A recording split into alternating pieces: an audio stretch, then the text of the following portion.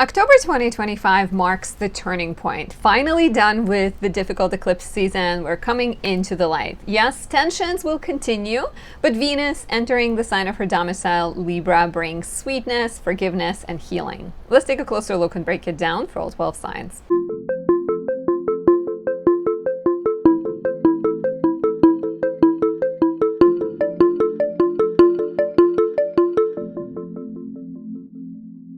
My name is Anastasia. I'm a traditional Western astrologer specializing in natal, relationship, predictive electional, and locational readings. If you enjoy my work, please leave me a like, a comment, subscribe, and press the notification bell. If you're new here, welcome to my channel. Watch more of my content. That is how YouTube algorithm knows to be friendlier. That is how it helps me grow. There has recently been some changes, so really anything you do is super helpful at this point, even more than before. So I appreciate you. Another way to show your support is by buying me a tea, a coffee, leaving me a tip, anything like that is great as well. So thank you guys. If you're seeking personal contact, if you'd like a one-on-one consultation, you have questions about your chart, about your karmic purpose, you're struggling in relationships, looking at a career change, book a reading on my website, anastasiadoesastrology.com. There are also relationship consultations, predictive readings, looking at the year ahead. Solar return is great to do right around your birthday to see what the next year of your life will be about. I can also elect the perfect date for your important event and help you figure out the best place in the world to move to. You can find all of that on my website. For the last two readings, you can book either express or natal chart and specify that that's what you're looking for. Additionally, on my website, you can find a horoscope subscription in order to connect with me every month and either receive written breakdowns of the month coming up or have a one-on-one monthly consultation with me so I can guide you and help you take advantage of the powerful positive energy and avoid the more difficult transits.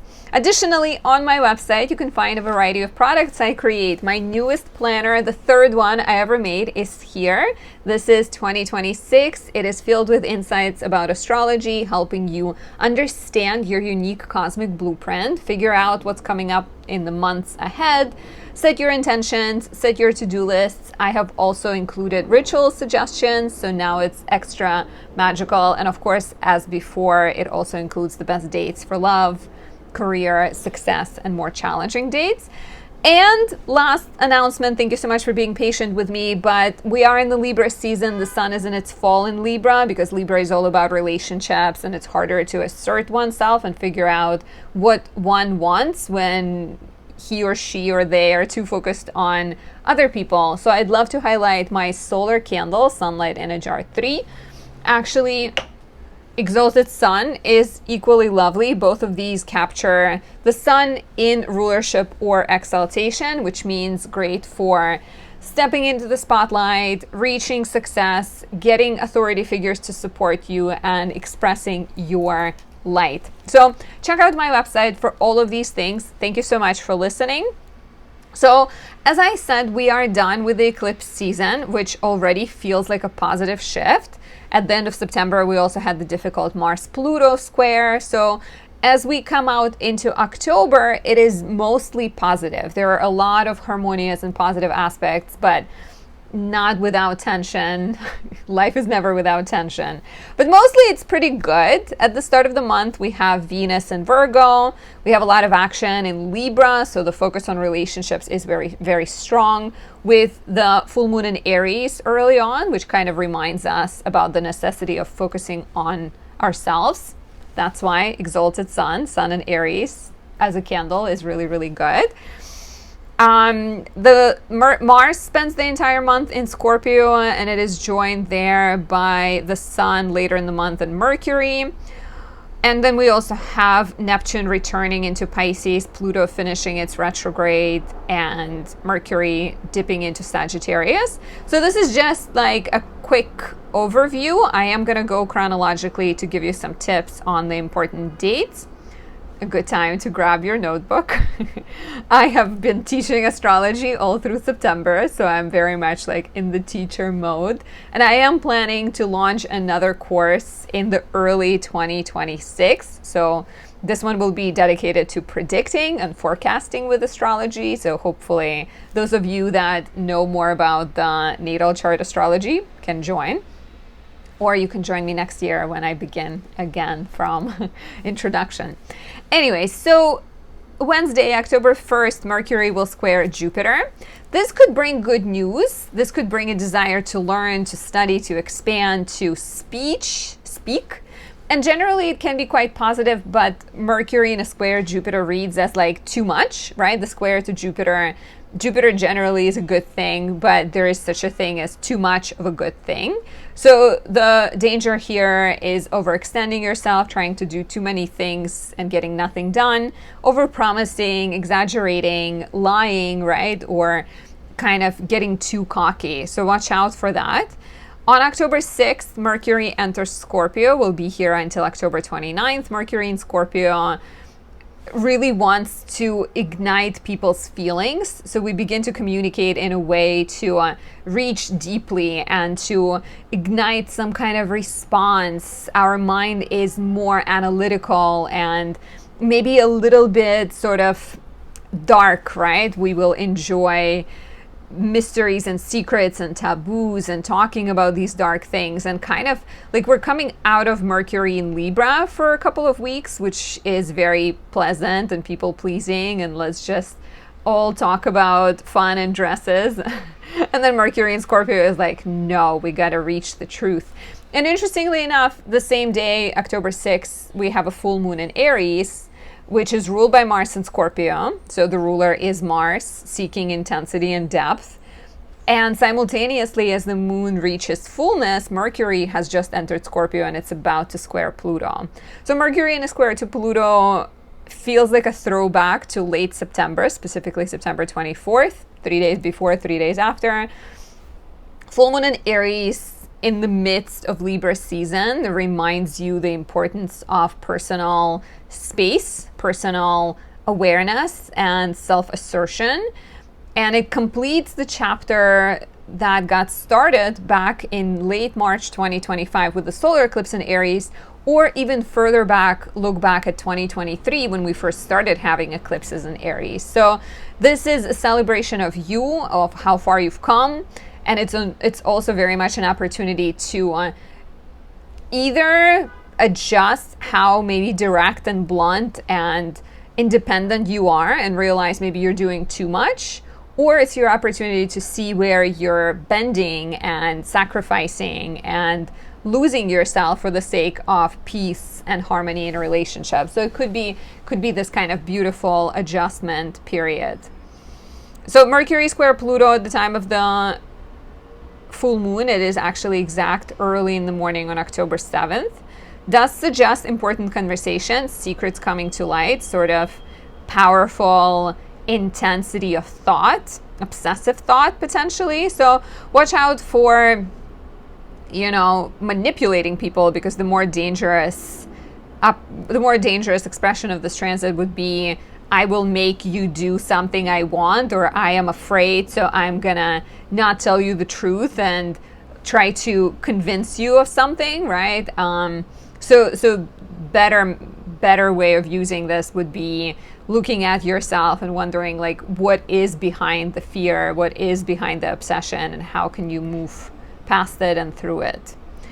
On October 8th, Venus sextiles Jupiter. This is beautiful. 3 days before, 3 days after. We have the planet of love together with planet of optimism and growth. And so we have good luck. There may be presents, gifts, growth. So maybe, while things are changing with the full moon and important conversations are happening, it is for the better. However, 3 days after that, on October 11th, Venus will oppose Saturn as her final aspect in Virgo. And this might lead to Saturn will want to solidify things. And that will either be the time of commitment and a relationship moving forward, right? Work moving forward, project completing, or it could also solidify you in your understanding that something is not working, that the job is not right for you, that the relationship is exhausting and draining. And so opportunities to separate and step away will also be present at the time of this Venus-Saturn opposition. On October 13th, Venus enters Libra. She will be here until November 6th. This is her domicile. This is the sign she is really, really happy in. I have Venus in Libra 2 and 3 candles for those of you who enjoys this energy and want some flirtatious, free-flowing, fun Venus in your life. But Venus in Libra is fun. It is content and confident and happy, so we will all benefit from a little bit of aloofness and flirtatious, nonchalant energy in love, confidence, where we know that if it's not this person, then it's the next person. We know that we're deserving of love. We may, however, struggle with being too superficial, focusing on the looks, being people-pleasing, being a little bit sort of inconsistent, indecisive. And early in this transit, specifically on October 13th, Venus will oppose Neptune. So there might be some kind of rejection that we may face. So I think between October 11th and 13th, it's not the easiest time for relationships. There is potentially, like I said, some kind of solidification, some kind of seriousness, difficult conversations, and maybe a sense of doubt and uncertainty. It does get better, but at first it's a little bit difficult. On October 13th, Pluto also goes direct, which might suggest that in the area of your chart, in the Aquarius sector of your chart, there is going to be some forward momentum, clarity, and more mobility. On October 14th, Venus forms a beautiful grand air trine with Uranus in Gemini and Pluto in Aquarius. This is romantic. It's like romantic, but think of it as also like very social. Throwing a party where you're talking about the future and you're planning a revolution is the vibe here, I think. Or dating someone who is stimulating your mind and your kind of individuality, right? There might be some type of like new relationships, new interests, new passions, new connections, new style. Like I like this quite a lot. On October 17th, the Sun will square Jupiter, so we kind of have a similar transit to October 1st. And this could be a sign of confidence and good luck and optimism, but again, too much of a good thing, right? Whatever was happening on the 1st, if you said yes to too many things, because the Sun is in Libra and it wants to get along. It wants to help like people and be liked, right? And Jupiter is in Cancer, which is very nurturing. So instead of one person asking you for help, you get 6 people asking you for help and you say yes to everyone and then you're stressed and overwhelmed. So moderation and discipline will take you further than doing too many things. October 20th brings Mercury-Mars conjunction. This one is really good for debating, having conversations, proving your point. It's Mercury in a strategic, careful, observant Scorpio together with Mars, which is in its rulership. So your mind is very good at defense or really good at offense. So watch out, of course, that you're not just like aggressively being too defensive, right? But I like this for competition. I like this for debates, for if you're a lawyer, right? Going to court and speaking, stating your case. This is also really good for physical labor, for running or working in the garden, anything like that. Investigation. Research work as well, therapy, all of that kind of stuff. On Tuesday, October 21st, we have a beautiful new moon in Libra. It is ruled by Venus in Libra, so it has a strong supportive planet in charge of the new moon. Here we're looking at new beginnings in relationships of all kinds, right? It could be your relationship with yourself as you decide to treat yourself better and write affirmations and say good things to yourself every day. Speaking of Libra, I am pretending to have short hair with this hairstyle today. I'm like, my hair is hidden underneath the shirt, and I'm like, ooh, short hair. Anyways, so yeah, new beginnings of relationships. There is also quite like healing energy with the opposition to Chiron. There's a square to Jupiter. There's kind of an applying square to Pluto. So I think it feels like in order to build something better, you have to heal, you have to look at the darkness, and you have to face the shadows, right? Like the challenge of Libra placements lies in avoiding the conflict sometime, because conflict makes them uncomfortable. And I speak as a Mercury ascendant and South Node in Libra, as a very Libra heavy person. So kind of having to maybe deal with a little bit of a shadow energy in order to create beauty in your life. October 22nd is really big. Neptune returns to Pisces for the very last time. So it will be here from October 22nd until January 26th, 2026. It joins Saturn. It feels to me like there's maybe some need to both connect to your faith and your spirituality in the Pisces sector of your chart, and maybe set some boundaries, process some things, let some things go. The Sun enters Scorpio, and between October 22nd and November 21st, it will encourage us to seek depth, passion, connection, intensity in everything we do. So we'll be motivated and driven by powerful desires, things that are coming from the core of our being. Of course, the shadows here can be jealousy, obsession, manipulation, vindictiveness, things like that. So watch out for that.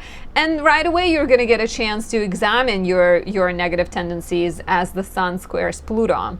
So here, again, we're looking at October 7th when Mercury Pluto, and we're looking at September 24th when Mars squared Pluto. So this is like our third opportunity to address our passions and maybe connect with healthy passions and release those that are not healthy. And then it's pretty much clear skies and, smooth sailing until the rest of the month. Later on October 24th, we have Mercury in a trine to Jupiter, which reads as good news. Good time to travel, to study, to do business. On the 25th, Mercury trines Saturn, which connects. You both have, it's another grand trine, meaning there's all three water signs are represented, and there's a nice flow between Mercury and Scorpio, Jupiter in Cancer, and Saturn in Pisces. So you are both future-oriented, forward-thinking, but you're also pragmatic and grounded. So you can file documents, you can schedule things, you can negotiate, and you're quite good at, like I said, both being optimistic but also realistic. On the 28th of October, Mars will also trine Jupiter, and then it will trine Saturn on the 29th. So Mars makes the same aspect at the same time. Not only the mind has this hopeful and grounded energy, so does the warrior within you. So you take action and success is more likely, right? Because you are hopeful, and that shows, and people see that you believe in what you're doing. And at the same time, you have research, you have knowledge to back it up. So the final week of the month is really, really beautiful. I like it. On the 29th, Mercury also trines Neptune, which can add sensitivity, spirituality to your speech. It enters Sagittarius and will be there until November 18th. Mercury is in its detriment in Sagittarius, so it may focus on grand plans and forget little important details, but at the same time, it is very energized and very charismatic and interested in pursuing goals and reaching faraway dreams and ideals. So it could be quite fun. Later in the day on the 29th, Mercury opposes Uranus. So maybe there are some breakdowns in your technology, some delays, some friction in communication. Think of it as like a mini Mercury retrograde, but then on the 30th of October, Mercury will sextile Pluto, which can suggest that your intuition can guide you out of any trouble. So this is it as far as the monthly breakdown. If you want personal guidance, if you want to work with me, book a reading on my website or join my subscription. There is a tab on my website called Plans and Pricing. And so if you go there, you can see the options. You can just join the early bird, not early bird, sorry, it's called subscriptions. The tab is called subscriptions, and there are a few versions of the subscription. There's early access, when you just get access to daily and weekly horoscopes. Personal horoscopes is a written breakdown every month, and VIP is a monthly 30-minute consultation. So check that out, and don't forget to get my 2026 planner. If you get it before October 1st, you can save $6 with the coupon code EARLYBIRD. So do that. Awesome. Let's take a look at the 12 rising signs, starting with Aries rising. For Aries rising, in September, there was a lot of focus on work, professional life, and letting things go, right? There could have been a sense of saying goodbye to things, trying to find balance between your mental health and your physical health, trying to figure out what the next chapter of your life will be like, but first having to wrap up some ties, some loose ends, basically. We've had some beginnings of action in your relationship sector. So maybe you've put yourself back out there and started dating, or maybe you and your partner started to plan a vacation or something, or maybe you've been negotiating business agreements, contracts, and just being really focused on your relationships. And then Mars entering Scorpio and squaring Pluto in the 11th also highlighted questions in terms of like fairness of compensation, financial matters, and I think power dynamics in your friendships, as well as like power dynamics between what is real in your life and what you're trying to accomplish. I think there could have been some kind of sense that maybe things don't feel grounded and structured, and something like needed to be shaken up, like something needed to be discussed basically in your work, in your friendships, in your relationships. In October, Mars, your chart ruler, is still in your 8th house. Mercury is here most of the month. The Sun is here until November 21st. From October 22nd until November 21st. So Mars in the 8th house gives you focus, strategy, and ability to negotiate. If 8th house represents other people's resources, insurance, severance, custody battles, inheritance, like anything where you have to interact with other people, you have to call and argue for an insurance payment, or you have to negotiate even financial contracts, Mars suggests that that's where a lot of your focus is, that you're dealing with some kind of agreements. Maybe you're negotiating a mortgage, or you're, like I said, maybe it's like maybe you're getting divorced and you're negotiating how much money you're going to get in alimony, or maybe you're starting a new job and you're negotiating your pay rate. Or 8th house is also connected to your partner's money, so theoretically this could be affecting your partner and maybe your accounts with them, right? Like you're starting a joint bank account. It's all about like what you owe others and what they owe you, and Mars here will bring a lot of focus to that, and like a lot of kind of initiative and energy and action. Venus is in Virgo, your 6th house, until October 13th. She will be sextiling Jupiter in your 4th and opposing Saturn in the 12th. Venus here inspires you to take care of your health. It could be a good time to make some doctor's appointments, to research eating better. She will also give you the energy to problem solve, especially when it comes to your home and living situation with that sextile to Jupiter. And I think she's gonna kind of continue the themes of September in terms of that need for like, what is it that you do everyday life that you have to do versus what do you want to do? And I think she's going to continue kind of make you ask those big questions and try to find balance within your life and within yourself. We have an important full moon in Aries, your 1st house of self, body, image, identity, on October 6th. This is completing the chapter started in late March with the solar eclipse we had in Aries, March 29th to be precise, or even further back, look at what was happening in your life back in April, July 2023, and how much your body, your sense of self, your self-expression in the world has changed. The full moon in Aries is an opportunity to celebrate how far you've come. It's an opportunity to take care of yourself. It's an opportunity to speak up, because we do have this Mercury in the 8th house squaring Pluto in the 11th at the time of this full moon. It is all about you, right? The first house answers the question of who are you? And the definition you give yourself can be very different based on how you feel, what do you do for a living, how your health feels, right? So this could be about maybe your health journey. Maybe in the last couple of years you've committed to eating better and you've been exercising, and so you're kind of celebrating your new identity. Maybe it's about a professional search. Maybe it's about spiritual search. Do share. I'm very curious how you feel this manifests for you. If you're looking for a boost of energy, Exalted Sun is the Sun in Aries, so it will fall in your first house of identity, and this candle can always stimulate you towards action and help you reach recognition. The focus on your relationship sector continues, and things get especially lovely when Venus enters Libra, your 7th house, on October 13th. She'll be here until November 6th.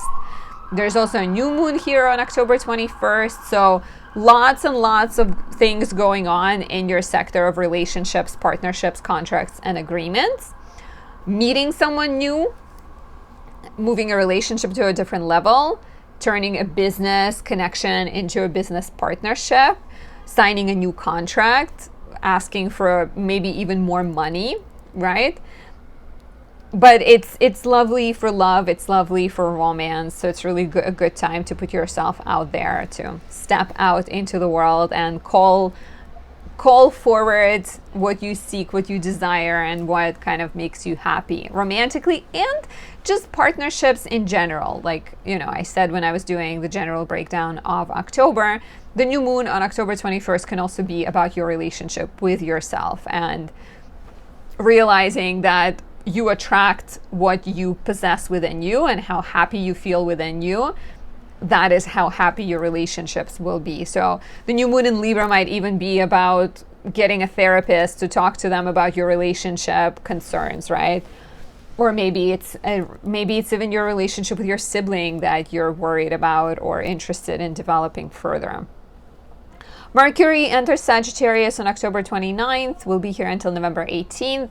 This directs your mind towards learning, towards travel, applying for, passing tests, applying for visas, writing, publishing. And then Neptune also returns to Pisces, joining Saturn on October 22nd. We'll be here until January 26th. This suggests that there's still some blind spots that you haven't fully healed, haven't fully examined. So either that, and there's a need for better boundaries, there's a need for some more healing, there's a need for examining how you treat yourself, right? Like, are you too critical? Are you too self-indulgent? Do you have some kind of patterns where you indulge and then you criticize yourself? Or this could also be about this kind of like hidden spiritual part of yourself that needs attention and affection, and maybe a different side of you needs to be birthed, right? Like a Reiki, intuitive healer side of you that is looking to be born. Do share how this resonates. For more, visit AnastasiaDoesAstrology.com to book your personal reading, to become my subscriber, and to pick up all of my lovely candles, planners. I love the color of this one. This is Transformative Teal, which is the color of 2026. All of that on my website. For the beautiful Taurus rising, in September, there was a lot of action in your house of friendships, social dynamics, your social responsibility, your dreams in a large world, and your personal joy and pleasure, as we had eclipses in Pisces and Virgo. So some type of realignment was happening for you in terms of what makes you happy and what do you owe to others, right? Like, and whether those two can be done simultaneously, right? And like what kind of changes you need to make to your friendships or to your kind of pleasure and joy and fun. There was also a lot of focus on your work life and problem solving with Mercury and the Sun in Libra. And then Mars entered Scorpio, your 7th house, and highlighted your relationship sector, brought a lot of attention to relationships, and potentially, you know, encouraged you to date, to negotiate, to sign contracts. But around September 24th, Mars also squared Pluto in the 10th house, perhaps highlighting some friction between your professional aspirations and maybe even tensions at work and bosses that expect you to work too much, and your romantic life and romantic desires, and even like your partner wanting to be home a little bit more.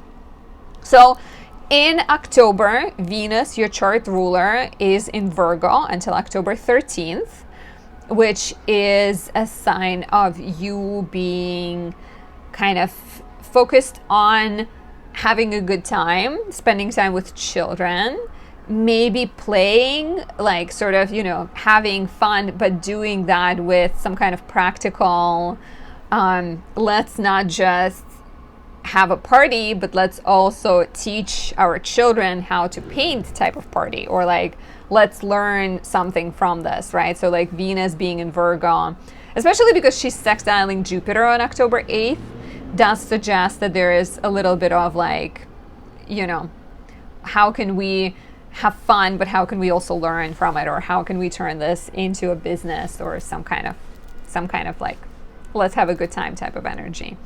Mars is in Scorpio all month, your 7th house of relationships and partnerships. So this can give your partner a boost.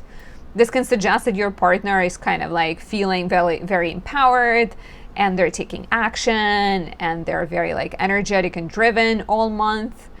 We also have Mercury here most of the month, and the Sun comes here on October 22nd.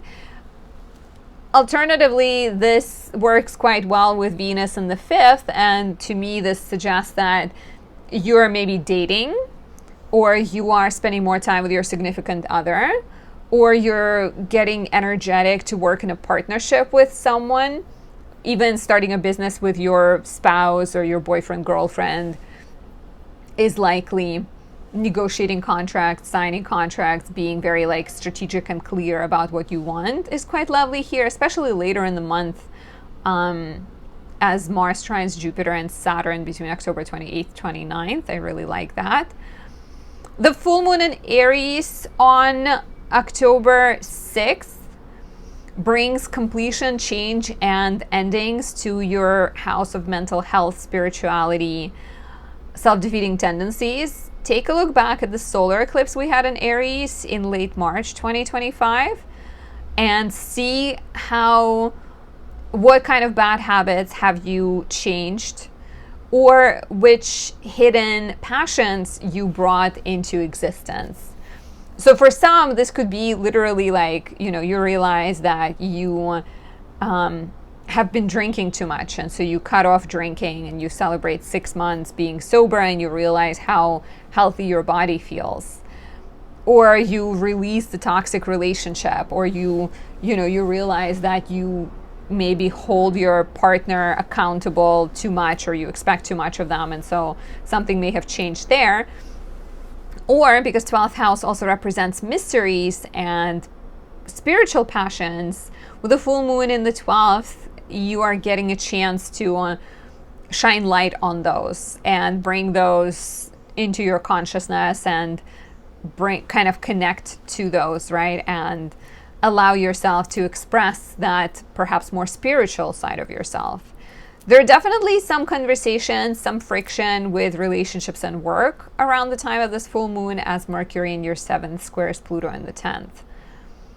So I feel like the energy at work and with relationships might feel a little bit shaky at the time of this full moon. So maybe it's your opportunity to like go within and figure out what you want, and maybe what you're doing to either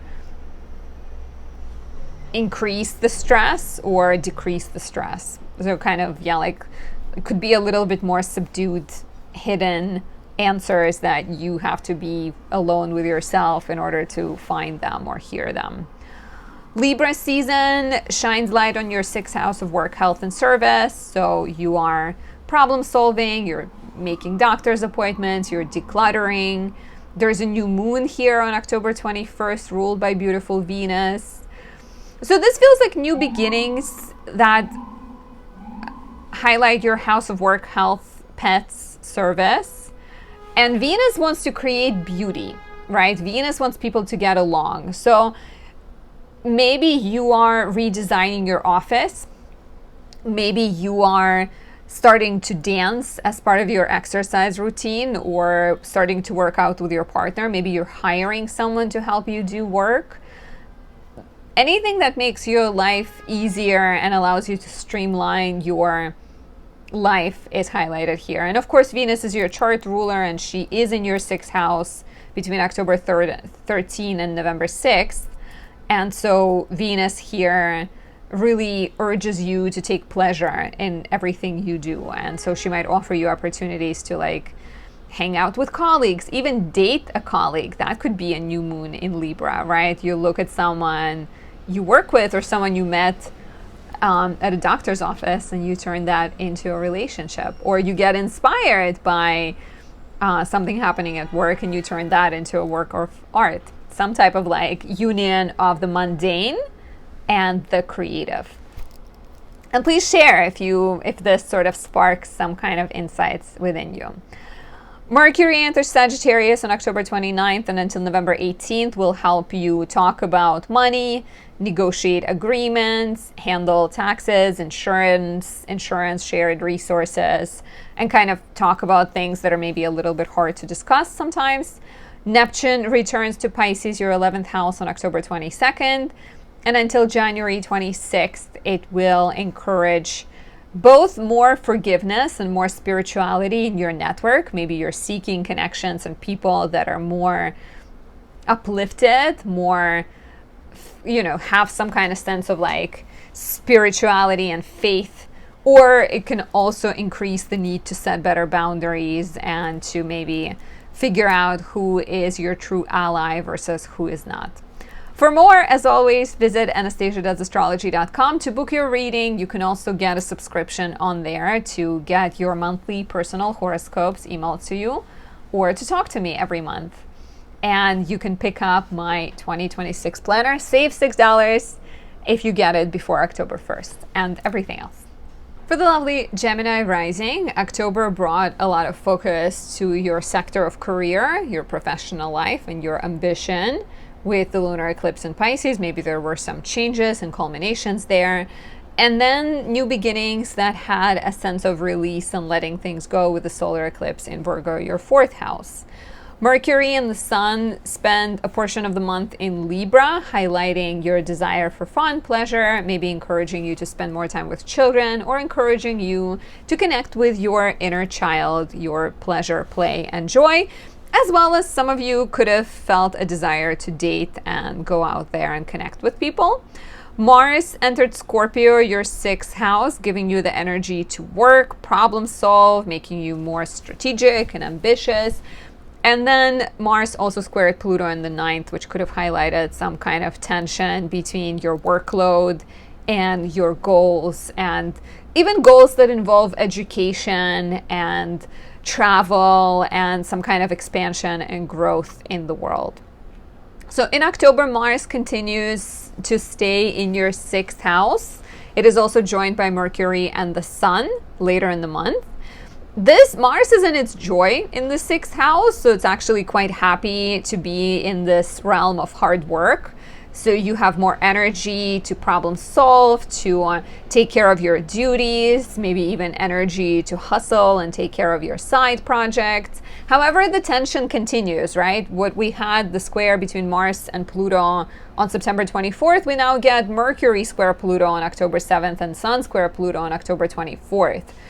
So we're still dealing with this sense of there's a lot on your to-do list, but not all of it aligns with what you want to do in a larger world, even with your faith and beliefs. Like there may be some work things that we have to do because they pay the bills, but if they completely contradict what we believe in, then that's an issue, right? Like then something needs to be done about it.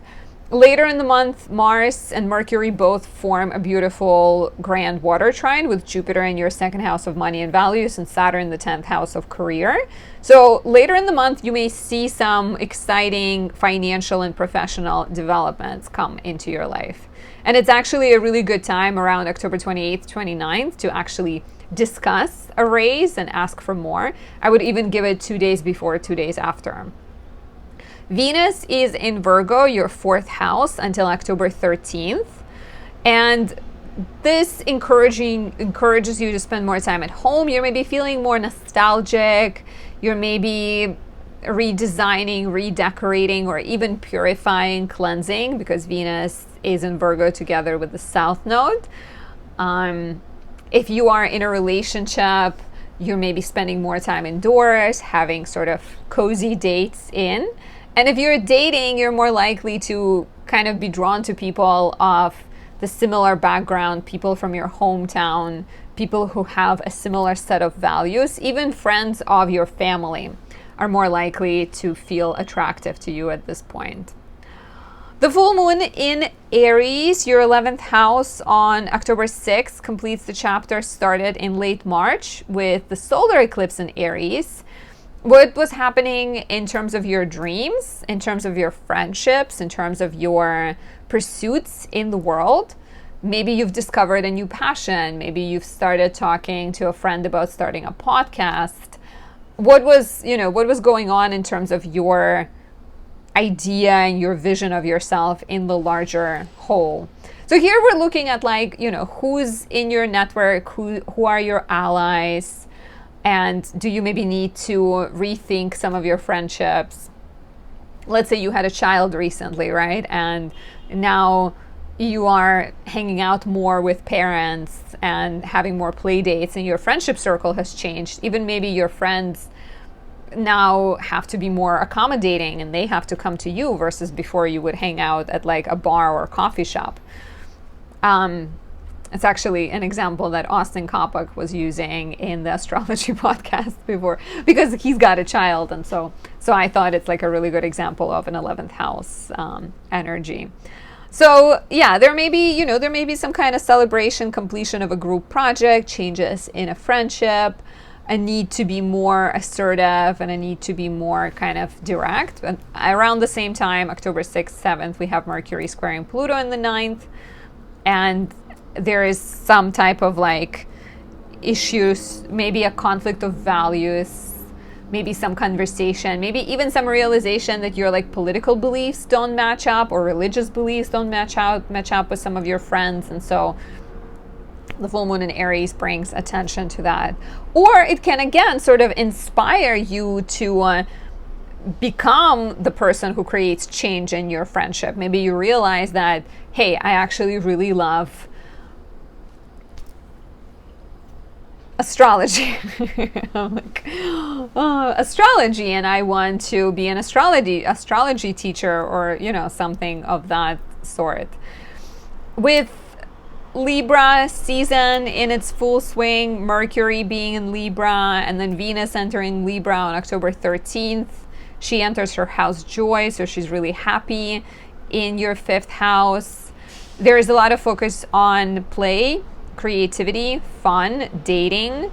So you are going out there, you're maybe enjoying life more, going out dancing, painting, doing sculpture, arts, maybe hiking more if that's what brings you joy. We have a new moon here on October 21st, which is also very positive, and it could signal a new romantic relationship, a new creative partnership.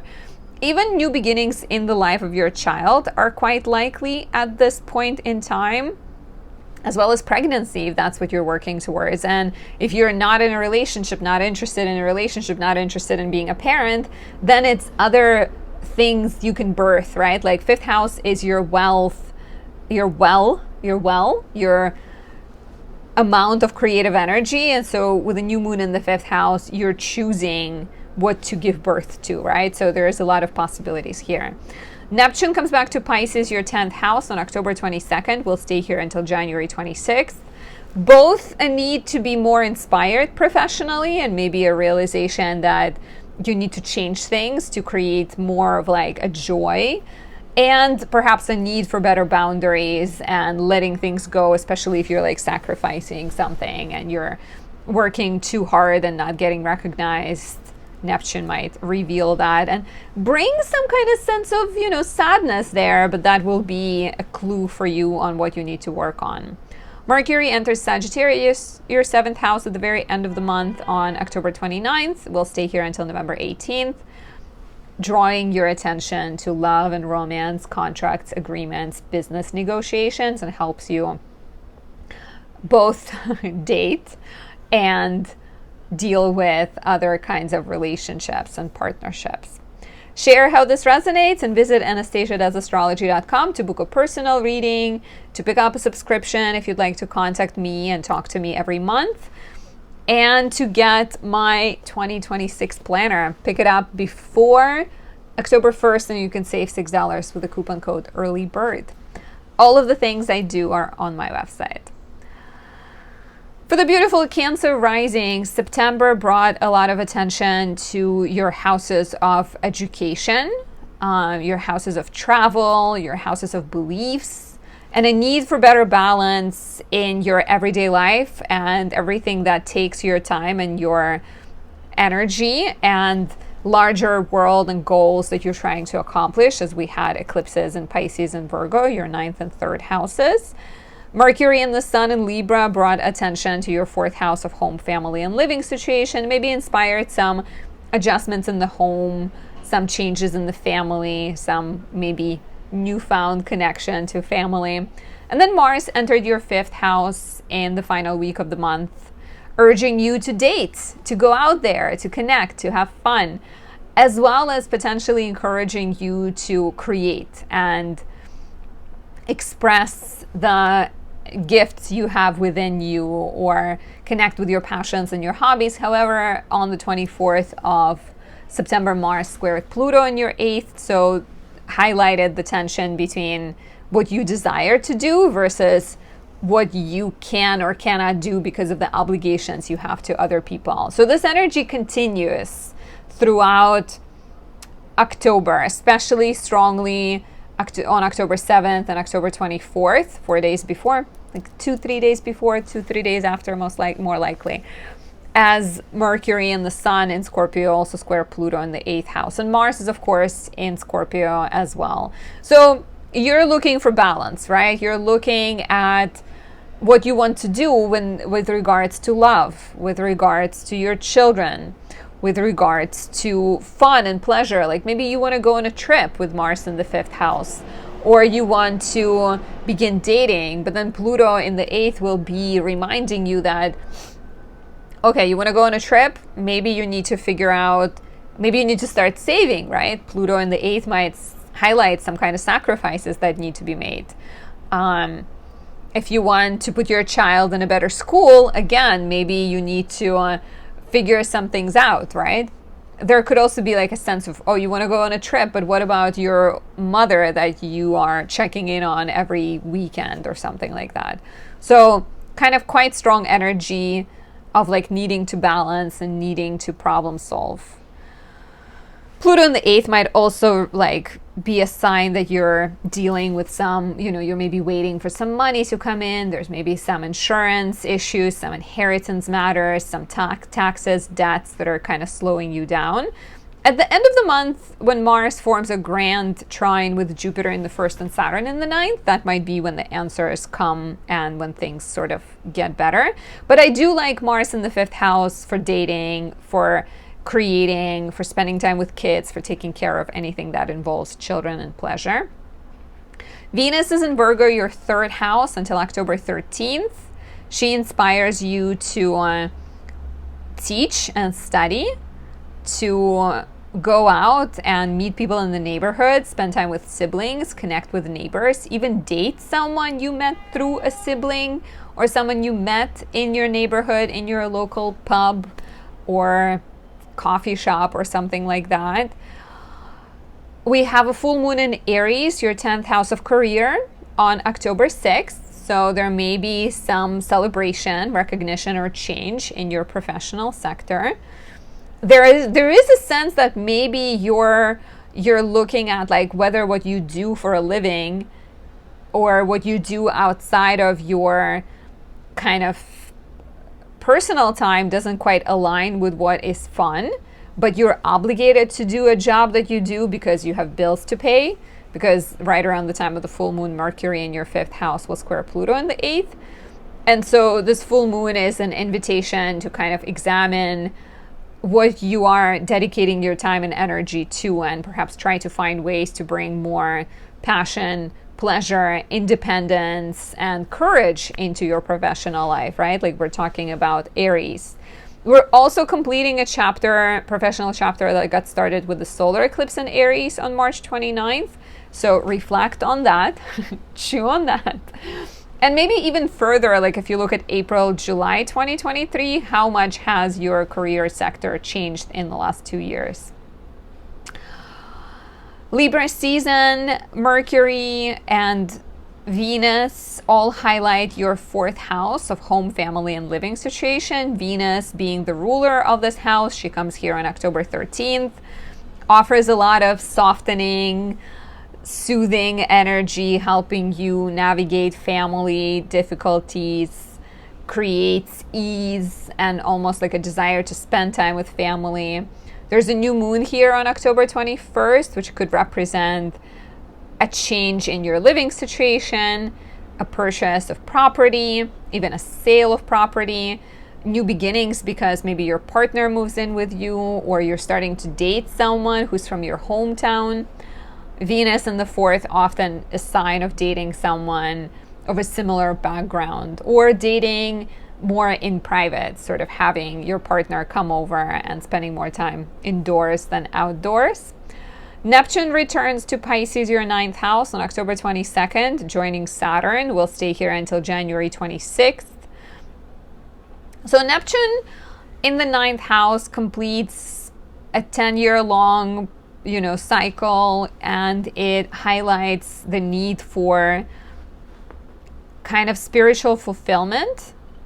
Its 9th house is the house of education, travel, writing, publishing, right? So it can remind you of your creativity, of your search for meaning, of your desire to connect with something beyond. But it can also reveal where you need better boundaries, where you need to sort of say no to some things or commit to some things when it comes to education. It may kind of highlight the areas that both lacking in spirituality and that are too full of like spirituality and not full of practicality, let's say. Finally, Mercury enters Sagittarius on October 29th, will be here until November 18th. This is your 6th house. It helps you do research about health. Maybe it even encourages you to teach others how to eat better, how to take care of their work, how to exercise properly. It also gives you the knowledge necessary to, I think, again, take care of your health and help people at work, maybe help your colleagues or connect with colleagues. Let me know how this resonates. For more, visit anastasiadoesastrology.com to book your personal reading. You can also get a horoscope subscription to either receive written personal horoscopes or talk to me once a month. And don't forget to pick up my 2026 planner and my beautiful sunlight in a jar candle. The planner you can save $6 on if you get it until October 1st.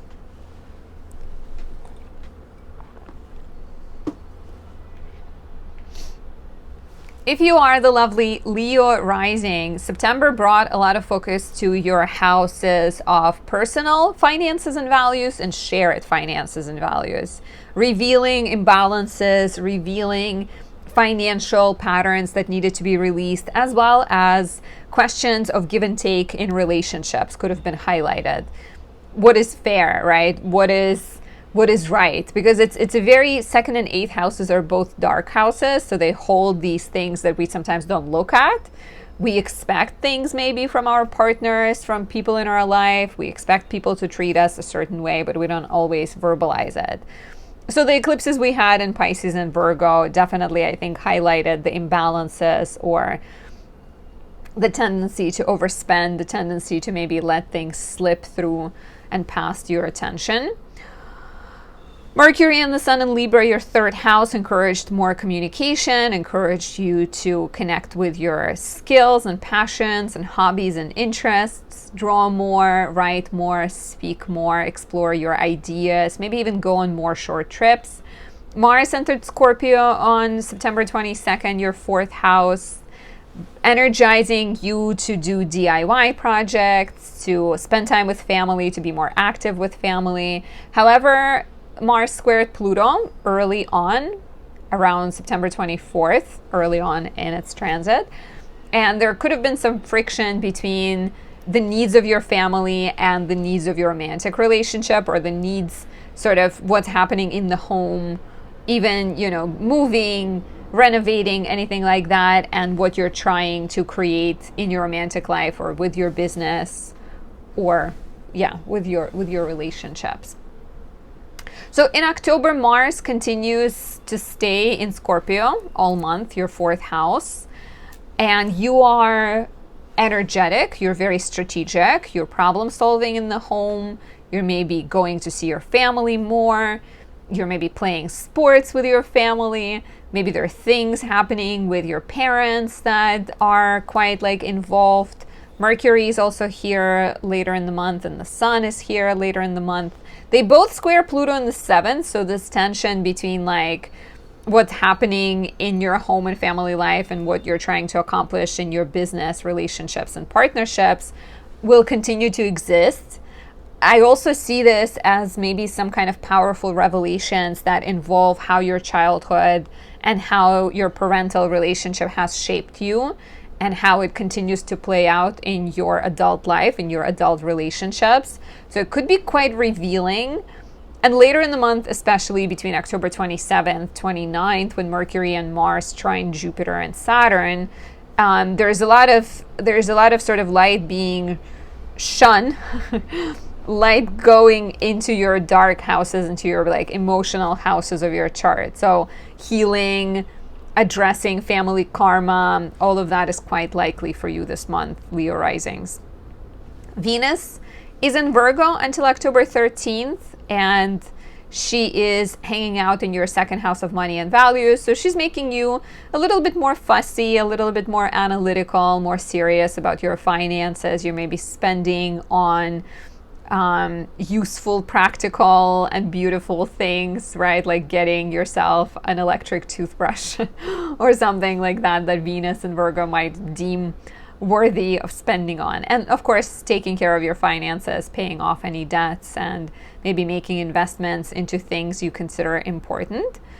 On October 6th, we get a full moon in Aries, your 9th house, completing chapters that involve education, travel, writing, publishing, legal matters, faith and philosophy. Take a look back at March 29th, 2025, and even further back, look at April, July 2023, and see how has your worldview changed? How did your beliefs change? Aries is about self, right? Aries is about courage. Aries is about independence. It's about taking risks. So maybe you moved to a different country. Maybe you started writing. Maybe you took a job that people were telling you women can do that, right? There is some type of opportunity to celebrate your courage, as well as maybe have some difficult conversations and assert yourself. And, Aries wants you to get clear on what is important to you so that your relationships can follow suit, and so that it gets kind of easier to deal with other people. We also have Mercury in the 4th squaring Pluto in the 7th at the time of this full moon. So there is some kind of tension between family sector and relationship sector. And so the full moon invites you to be what is important to you, while maybe your partner is fighting with your family, maybe you're fighting with your partner's family, right? What do you believe when everybody's quiet, and when, what are your beliefs? What's important to you?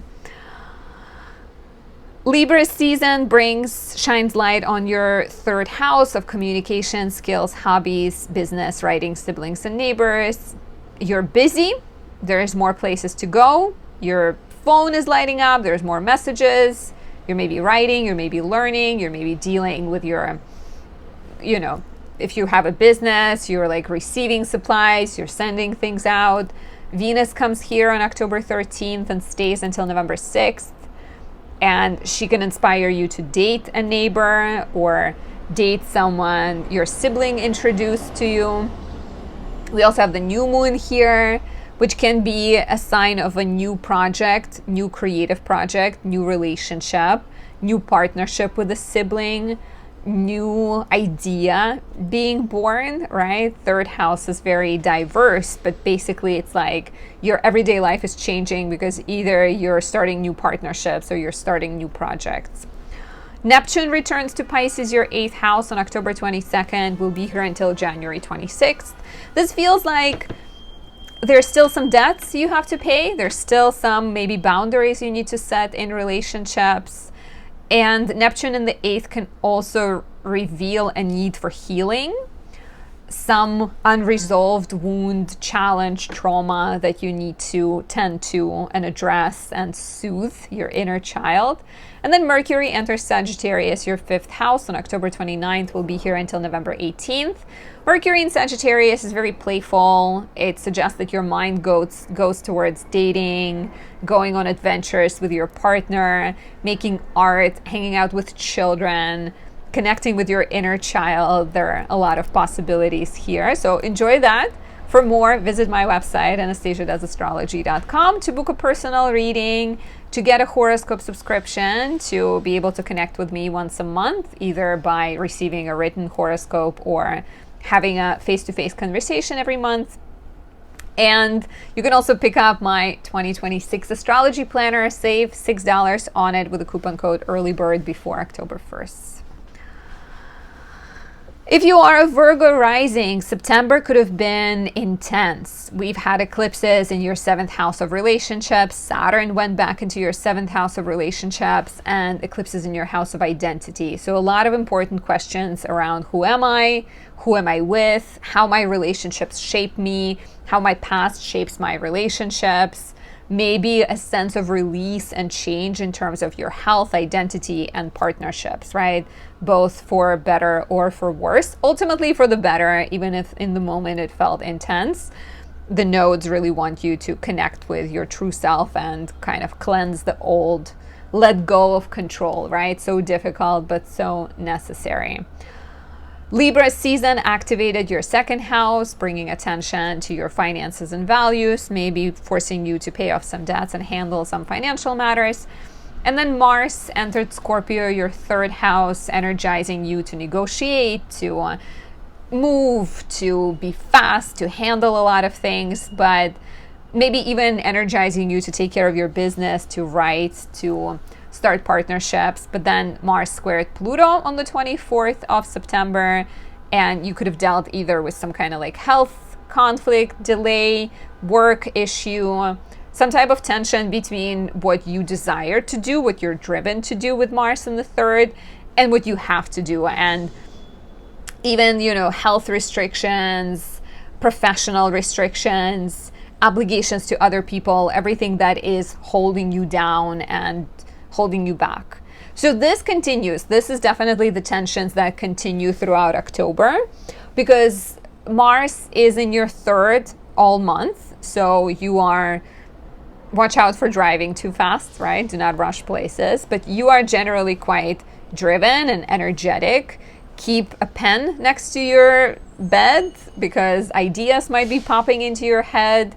You are you're driving around, taking care of errands, and you're very like ninja-like, very zen, very focused. You may be focusing on business, but on October 7th and October 24th, we will have again Mercury and now the Sun squaring Pluto in your 6th house. So the fine balance is necessary here. Like, you shouldn't be pushing, you shouldn't be forcing things. You should manage expectations. You should keep in mind that your health is a priority, that maybe you have some obligations, and so having to navigate this kind of third house of like, I want to do this, versus sixth house, I have to do that. Later in the month, I'd say between October 26, 27 into 29th, we have a very lovely Mercury-Mars grand trine with Jupiter and Saturn.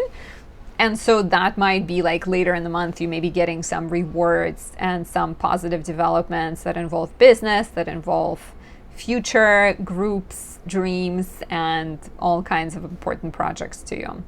Venus is in Virgo, your first house, until October 13th. She's giving you the grace and the charm, this very like humble, shy, innocent looking Venus.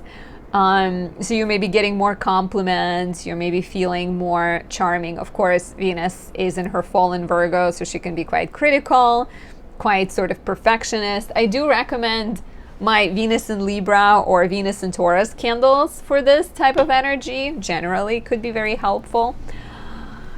But still, Venus in Virgo will encourage you to perfect your look. So it could be a good time to like take care of your hair and do some beauty procedures, you know, create, make art, make love as well, all the fun things. We have a lot of focus on Libra as well, with the Sun being in Libra until October 22nd, Mercury being here until October 6th, and then Venus entering Libra on October 13th. Venus is in her domicile, so between October 13th and November 6th, you have an empowered planet in the house of money and values. So if you're waiting for some kind of payment, if you're waiting to ask for a raise, if you're kind of getting ready to apply for jobs or present a project that, you know, you're trying to sell, Venus in Libra is a really great time. And there's also a new moon here suggesting new beginnings in your second house of money and values. So new projects, new investments, a raise, more money coming in, right? And maybe even like a sense of like building your confidence, because second house represents all the things that are not just financial that we use to validate ourselves. So with the new moon here, you're maybe kind of connecting with your inner confidence. Earlier in the month, on October 6th, we also have a full moon in Aries, your 8th house. So if second house is all about you and your possessions and your values, 8th house is all about other people. And so the full moon in Aries suggests a need to look at your dynamics with other people, look at your debts, and examine like what is worth keeping, what is worth your energy versus what needs to be released. So we're kind of continuing these themes of like me versus them that got started in September, and we continue into October. So the full moon in Aries represents a completion of the chapter started in late March. What was happening in your life? Share down below. When we had the solar eclipse new moon in Aries. And even further back, what was happening in April, July 2023? How has your partner's perspective on life changed? How have your joint finances changed?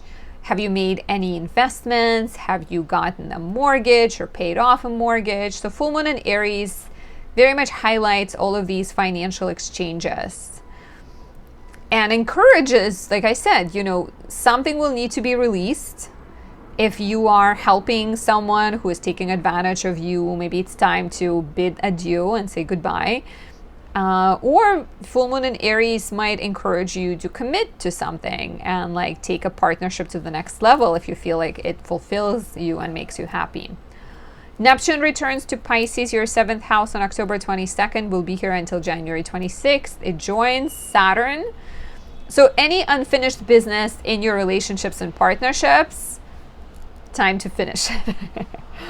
Romantically, this can indicate maybe a new spiritual connection coming into your life, maybe an old connection that you need to clear and look at more closely. It can reveal holes in your game and encourage you to set better boundaries. It can reveal where you tend to be more sacrificial and have some unhealthy patterns that you need to address. Finally, Mercury enters Sagittarius, your 4th house, between October 29th and November 18th, giving you, your mind goes towards home, family, living situation, helps you compromise, negotiate with family members, take care of your property, and maybe reflect back on your childhood and connect with the past and sort of see the past through a different lens. Do share how this resonates. If you're seeking a personal guidance, personal advice, book a reading on my website, anastasiadoesastrology.com. You can also get a subscription on there to receive monthly horoscopes or to have monthly one-on-one consultations with me. Additionally, pick up my 2026 planner. If you get it before October 1st, you can save $6 with the coupon code EARLYBIRD. And there's also candles. Okay. If you are a Libra rising, September brought a lot of focus to your houses of physical health and mental health, to your houses of everyday work, problem solving, and your houses of spirituality and your search for meaning, your search for something bigger. We've had eclipses and Saturn coming back to Pisces, your 6th house, and then another eclipse in Virgo, your 12th house. So perhaps something has been illuminated for you in terms of like what serves you and what doesn't serve you, what needs to be released and what needs to be completed. Mercury and the Sun spend a lot of time, especially later in the month, in Libra, your 1st house, encouraging you to speak about yourself, to take action, to shine, to be more visible, to come out of hiding on many levels, and to let the world know your truth. And then Mars enters Scorpio on September 22nd, urging you to hustle, to pay off debts, to make more money, to put yourself out there and like get things done. You're maybe making more money or maybe spending more money because Mars in the 2nd has this kind of up and down, very impulsive energy. On the 24th of September, we also had Mars in Scorpio squaring Pluto in Aquarius, so highlighting some kind of tension between your finances and maybe your desires, your values and your romantic life, right? You and your partner, or you and your child. So there could have been like a need to discuss some uncomfortable matters and bring attention to something like money, right? Or something like priorities and values, maybe between you and your partner, you and your child, you and your boss. Lots of possibilities.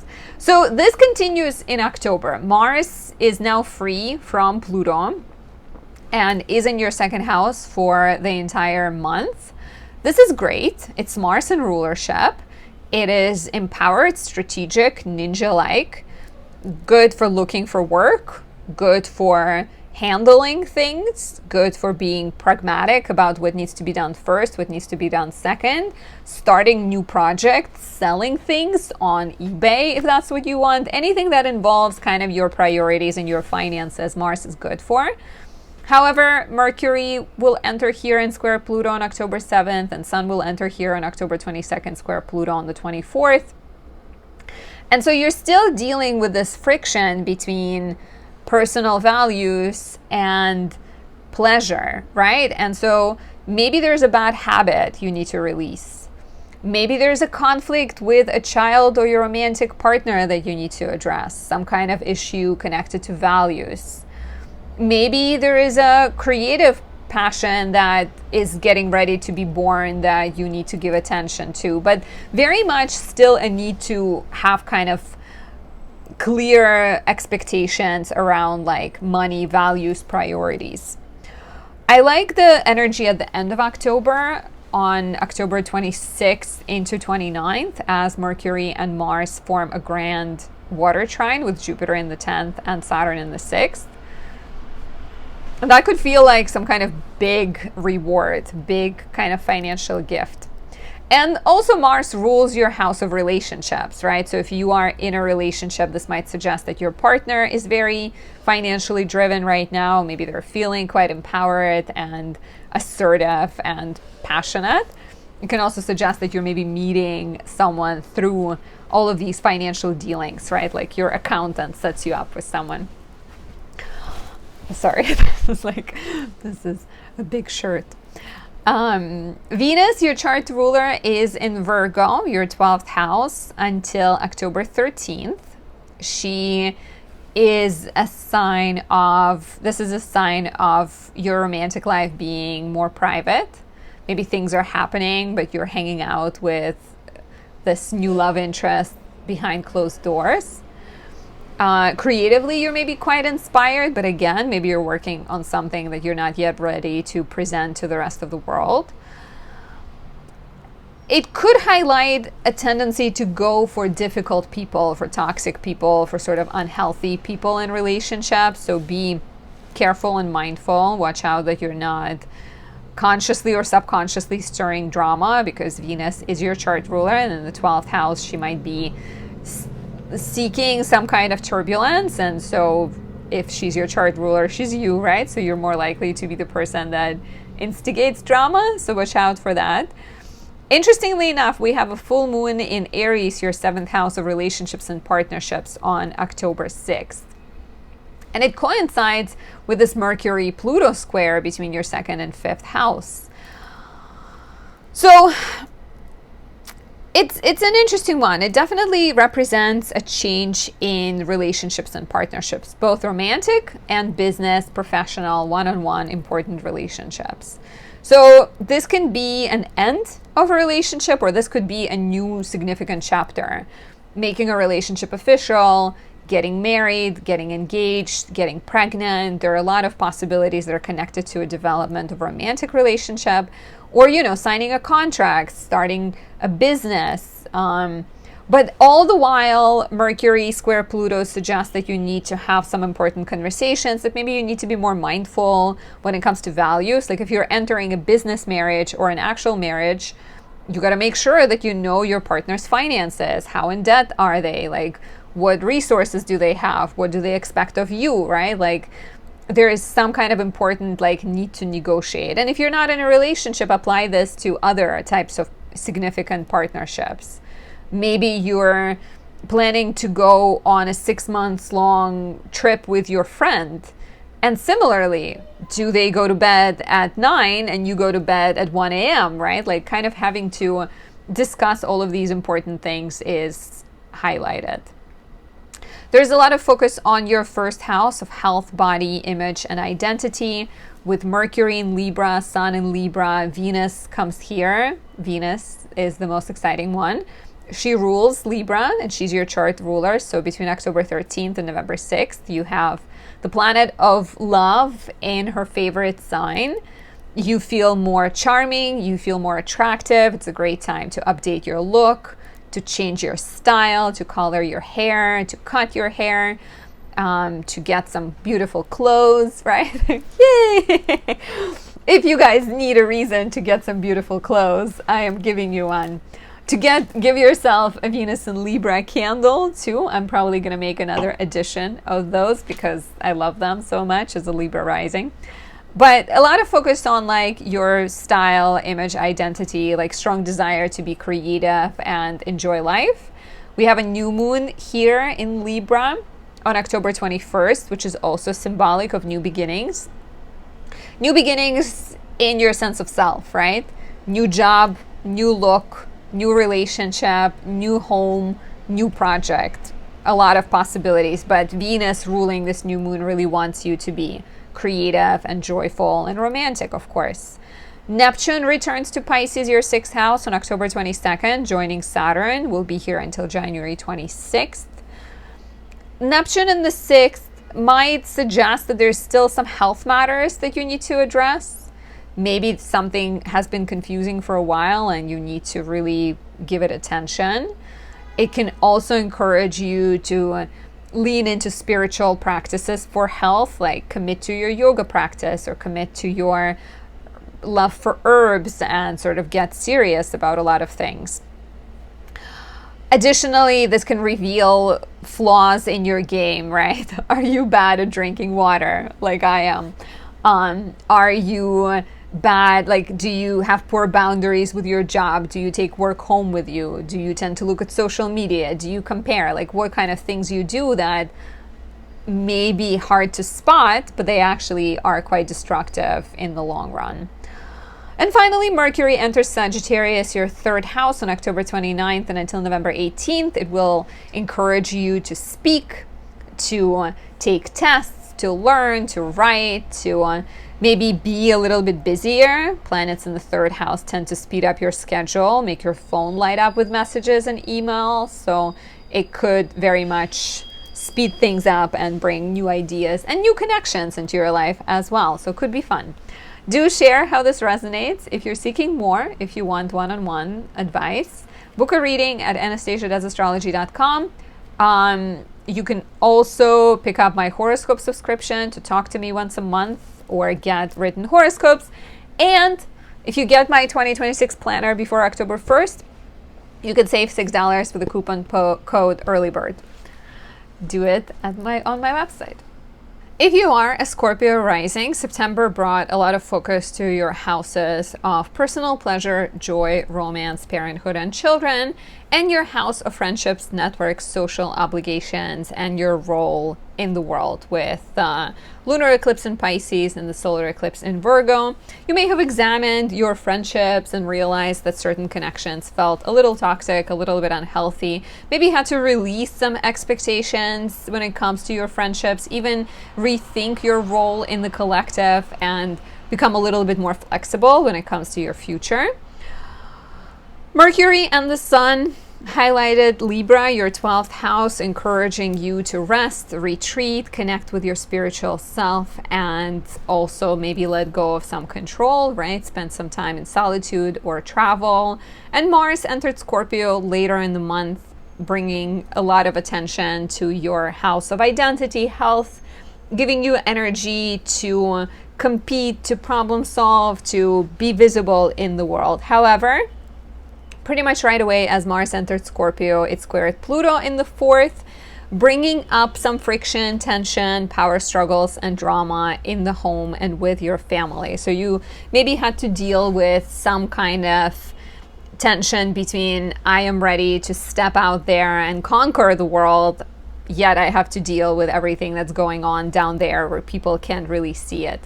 This continues in October. Mars, being your chart ruler, thankfully is done with the square to Pluto, and so it's free to kind of chug along through your first house, giving you energy, giving you courage, encouraging you to fight for things you believe in, but also making you this kind of strategic ninja that works under the cover of darkness.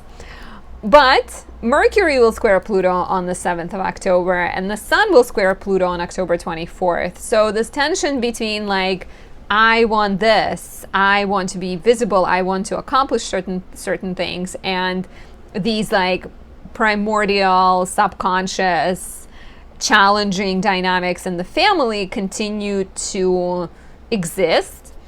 Some of them might even be not like actual family slowing you down, but it could be some childhood patterns that are that you're realizing are slowing you down, right? Something connected to what your parents used to say or how your parents used to validate you. So maybe you're ready to take a big leap, but then you're standing in your own way. So powerful opportunities for healing are likely here, as well as realizations around family slowing you down, right? And things maybe being a little bit unhealthy. Later in the month, around October 28th, 29th, 2 days before, 2 days after, Mars will form a grand water trine with Jupiter in the 9th and Saturn in the 5th. And so that might be the time when things start to feel easier and clarity arises and new beginnings start to take shape, versus on the 7th and the 24th, 3 days before, 3 days after, you may have to deal with a little bit more of tension. Like I said in the introduction to this video, it's not without tension, but mostly it is a pretty good month. Venus spends the first 2 weeks of the month in Virgo. She leaves on October 13th. Venus in the 11th brings you opportunities to be visible, to shine in public, to hang out with friends, to maybe even date a friend, because Venus rules your 11th house, or to start creating projects with friends as well. She is, she's still hanging out with South Node, so there's still this energy of like letting go of control, releasing expectations, trying to be more flexible and fluid. We have a full moon in Aries, your 6th house, on October 6th. This is about change, culmination, completion, celebration in your sector of work, health, and service. And I invite you to look at the solar eclipse in Aries we had on March 29th. What got started in your life?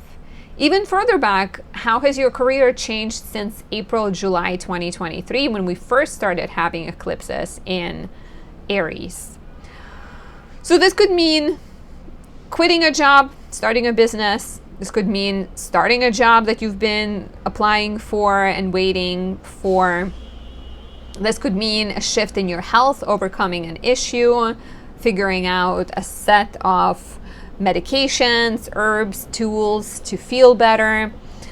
This could also be a change in terms of how you take care of other people, how much energy you give, how much blood, sweat, and tears you put on an altar of something, as well as completion of some type of important personal project.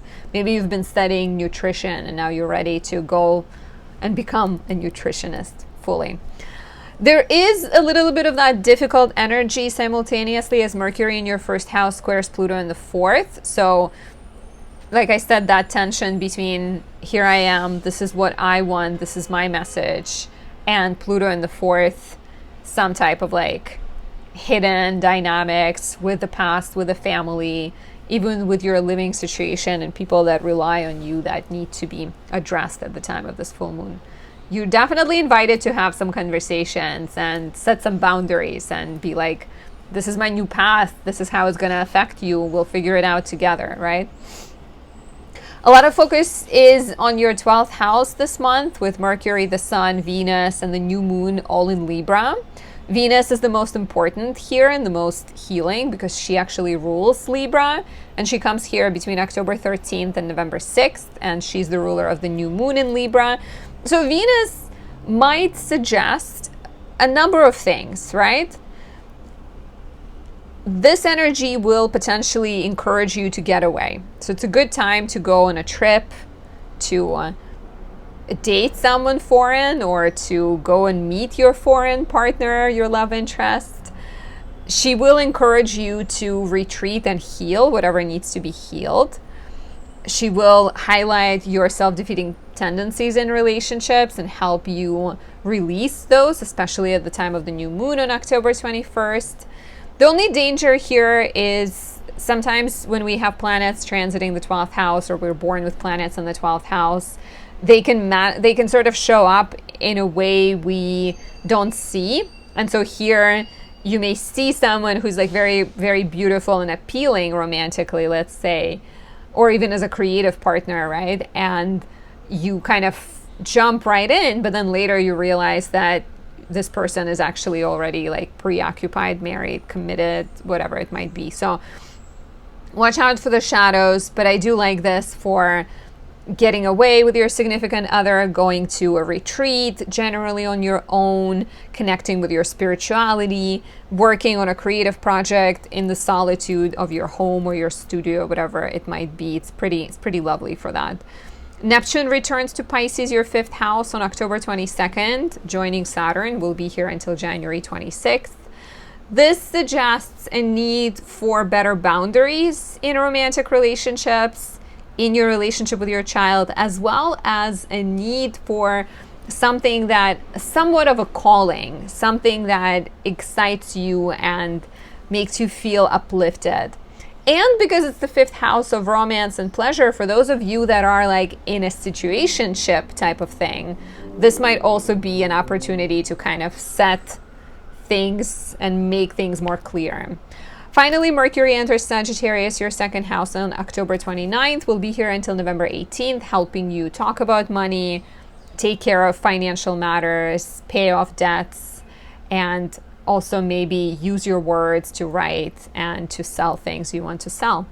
For more, visit anastasia.astrology.com to book a personal reading or to pick up a horoscope subscription. You can get written horoscopes at the end of each month or one-on-one conversations with me monthly. Additionally, if you pick up my 2026 planner before October 1st, you can save $6 with the coupon code EARLYBIRD. If you are a Sagittarius rising, September brought a lot of focus to your house of home, family, living situation, maybe bringing important developments there, like a move, like a change in the family dynamic, a new family member, and new beginnings as well, but with a bit more of a release and change and letting go of control energy in your professional sector with the solar eclipse in Virgo. So readjustment between like private life and public life, what is comfortable versus what you aspiring towards, with slightly more focus on mental health and mental peace. Mercury and the Sun in Libra highlighted your 11th house, encouraging you to network, to explore new dreams, to be more visible potentially. And then Mars entered Scorpio, your 12th house, on the 22nd of the month, urging you to work in private, to be sort of ninja-like, to achieve your goals, and maybe get away, right? Mars and Scorpio in the 12th could have highlighted your need for like a spiritual retreat, some type of rest. However, right away, Mars would have squared Pluto on the 24th, which is a sign of scheduling issues, you being overwhelmed, overloaded, even like siblings being destructive or disruptive. And maybe just a sense that, you know, there are so many things on your plate that are not letting you get away and rest and do things you want to do. This tension continues in October, especially as Mercury enters Scorpio and squares Pluto on October 7th, and the Sun does the same on October 24th. So you will need to balance your need for rest, your desire for rest, your desire for solitude, and maybe even your sense of like, I know how to do things, let me just do them. And the demands of other people, difficult siblings, difficult neighbors, scheduling issues, technological breakdowns. There might be a need to kind of declutter your mind and declutter your schedule. However, later on, Mars will separate from Pluto, right? And will very much help you take care of things you want to take care of. Especially I like October 28th, 29th, 2 days before, 2 days after, as Mars forms a grand water trine with Jupiter in your 8th and Saturn in the 4th. So if at first you don't succeed, don't get discouraged, because later in the month it looks like things will move forward, and there's even potentially some kind of support of other people, maybe opportunity to sell your home or move. Like I see movement in your future. Venus is in Virgo, your 10th house, until October 13th, helping you get along with bosses, helping you do work with some humility and charm and beauty. Also encouraging you to do work that you really enjoy. So maybe there's some kind of adjustments in your professional life. There may even be a bonus or like a good financial development around October 8th. But we're still, there's still that South Node energy. So you're still cleansing, releasing, rethinking how much work you put in and how necessary it is to be as perfectionist as you are, and maybe like letting go of some unhealthy control, perfectionism, analysis paralysis tendencies when it comes to work. The full moon in Aries on October 6th brings change to your house of romance, pleasure, parenthood, and children. So ending a relationship, starting a relationship, moving a relationship to a more serious level. Pleasure, letting go of a pleasure sort of habit that doesn't serve you, like gambling, right? Or drinking, or spending too much money on Barbie dolls. I don't judge, but if it's unhealthy for you, maybe it's time to let that go. Parenthood, right? The full moon can represent pregnancy, birthing of a child, maybe even change in the life of the child if you're a parent of an older child. It does highlight this tension between Mercury and Pluto. Like I said, on October 7th, right around the time of the full moon, we have Mercury in the 12th squaring Pluto in the 3rd. So it feels like maybe you need to stand up for your joy, and you need to have some difficult conversations, and you need to assert your desires. And so there is some kind of an element of like, you have to fight for what is fun for you, right? And what you love and what you want to do. And so the full moon invites you to not be afraid of what others will think, but instead kind of navigate these uncomfortable conversations with honesty and kindness. All the while, the sun shines light on your 11th house of friendships and networks from the zodiac sign of Libra. Mercury is also here until October 6th, and Venus comes in, and Venus rules Libra. So Venus is here between October 13th and November 6th. She gives you charm. She gives you joy from being with friends. So maybe you're going to parties, you're seeing friends you haven't seen in a while, you're going to weddings, you're maybe meeting someone if you're single at a wedding or at a friend's party. There's a new moon here on October 21st, which could indicate a new dream, a new relationship, a new partnership, a new project, a new network that you join. So like a new group of people that you're welcoming. But it feels like, you know, there's some kind of like creative energy here that is tied to other people. So maybe it's your art that you want to present on social media. So you start a YouTube channel where you document yourself drawing or painting or dancing or whatever you do. There's this like expressive energy that comes with this too. Neptune retrogrades back into Pisces, your 4th house, on October 22nd, joining Saturn. Will stay here until January 26th. So Neptune back in Pisces might suggest that there's still some confusion in the family, property, real estate matters that you need to fix. Maybe even some old wounds, some childhood wounds that haven't been processed. Boundaries that you need to set, conversations you need to have. It may also represent some kind of sense of like longing for some of you, right? Like longing for a home by the water, longing for a 6 months long trip to Bali. Like there might be some type of like, you know, pull towards creating more like peace, spirituality in your home, but also boundaries, very much so, with Saturn being there too. Finally, on October 29th, Mercury enters Sagittarius, your first house, helping you speak. You talk fast, you talk about yourself. It will be here until November 18th, encouraging you to just lay it all out, say it how it is. And it's also the ruler of your house of relationships coming into your first house. So it could also be really good for dating and seeing your partner and connecting with them. For more, visit my website to book a reading. You can also get a horoscope subscription on there to either get written horoscopes every month or talk to me monthly. And pick up my 2026 planner. If you get this before October 1st, you can save $6 with the coupon code EARLYBIRD. If you are a Capricorn rising, September brought positive developments in the sector of skills, hobbies. You may have connected with your creativity. You may have finished a writing project or experienced some kind of change in the relationship with your sibling.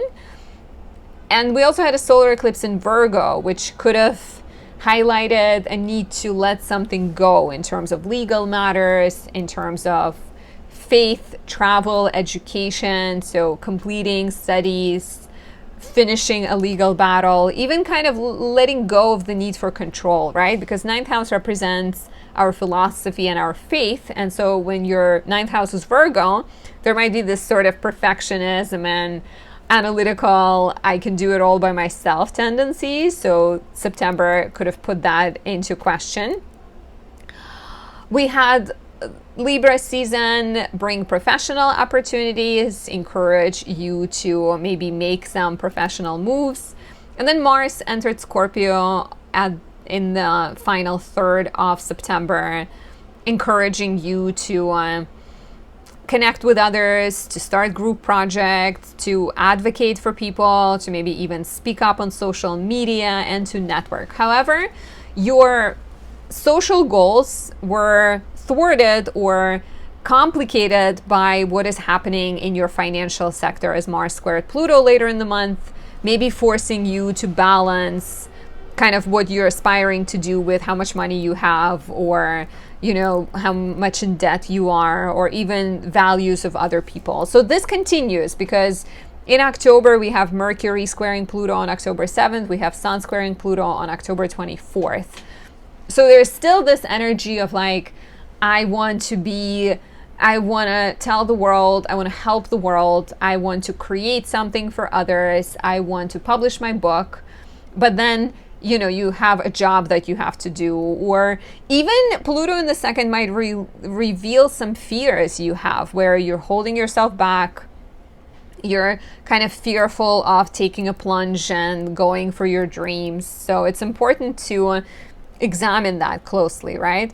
Later in the month, and generally too, like in October, Mars is actually free from that square to Pluto. So it should help you be very like ninja-like and get things done and all of those things I mentioned, like advocate for other people, lead group projects, handle matters that involve creativity, networking, and things like that. And especially like the final kind of 4 days of the month, maybe 5 days of the month, when Mars forms a grand water trine with Jupiter in the 7th and Saturn in the 3rd, that just feels like the world is supportive of you. Your friends, your siblings, your allies, you're able to get everyone done.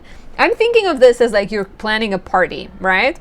And think of a party as whatever it is applicable to you. But if you're planning a party and you have a guest list and you're trying to get certain supplies, but then maybe your friends don't want to spend money on those supplies, and so you're having to deal with a lot of friction and tension, but then it all comes together and everybody has a good time. So maybe the party is your screenplay, maybe the party is your relationship. It's very different, and do share if you know what the party is for you.